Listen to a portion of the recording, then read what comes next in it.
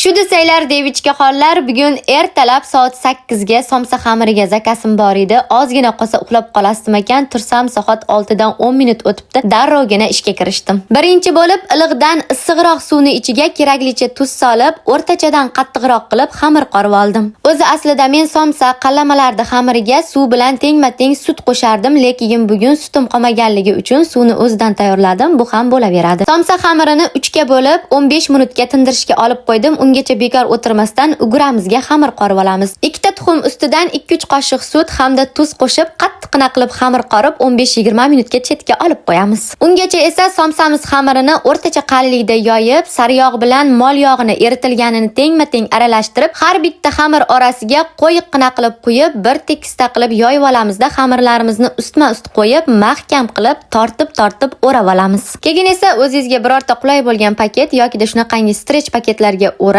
morosilkaga qo'yib qo'ysangiz, xohlagan paytda olib ishlatishingiz ham mumkin yoki sotishingiz ham mumkin. Somsa xamirini morosilkaga qo'yib, ana endi ugralarimizni kesib olamiz. Xohlasanglar ugrani uzun-uzun qilib kesib olsanglar ham bo'ladi, faqat meni bolalarim kichkina bo'lganligi uchun maydaroq qilib kesib oldim. Faqat o'rtasini yaxshilab unlash kerak, bo'lmasam bir-biriga yopishib ketadi. Ugralarimiz bir-biriga yopishib ketmasligi uchun yaxshilab bir-biridan ajratib, shunaqa yupqa qilib yoyib qo'yamizdan. Endi ovqatimizni qaylasini ham tayyorlab olamiz. Soat 8 ga bir joyga borishim kerak. Juda ham shoshilib ish qildim. 2 soat ichida somsa xamirini tayyorlashga, ugra kesishga va ovqatni qaylasini tayyor qilib bir qaynatib qo'yishga hamda kiyinib ko'chaga tayyor bo'lishga ulgurdim. Hayotgancha devichka xonlar, sizlar shu ishlarni bajarib ko'chaga tayyor bo'lib chiqib ketishinglarga qancha vaqt ketadi? Shu haqida kommentariyaga yozib ketinglar, men uchun qiziq.